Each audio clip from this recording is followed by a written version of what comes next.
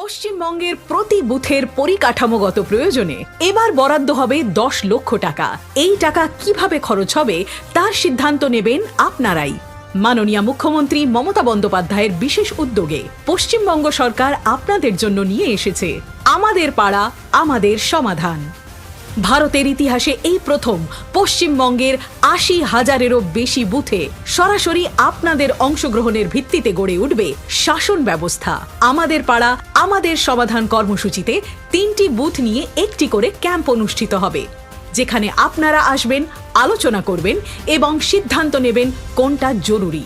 রাজ্য জুড়ে আয়োজিত হবে প্রায় ২৭,০০০ ক্যাম্প। আমাদের পাড়া আমাদের সমাধান। আপনার মতামত, আপনার প্রয়োজন, আপনার সিদ্ধান্ত।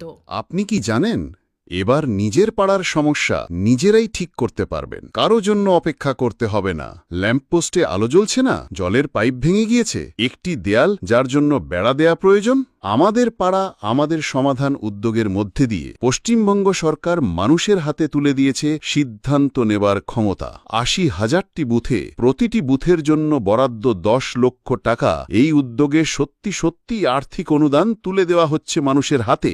আপনারাই বলবেন কি সমস্যা রয়েছে, আমরা আপনাকে দিচ্ছি উপকরণ, অর্থ, স্বাধীনতা সমস্যার সমাধানের জন্য। এটা অভিযোগের বাক্স নয়, এটা অংশগ্রহণমূলক শাসন ব্যবস্থার বাস্তব রূপ। শুধু সরাসরি পরিবর্তন আপনার দ্বারা, আপনার পাড়ার জন্য।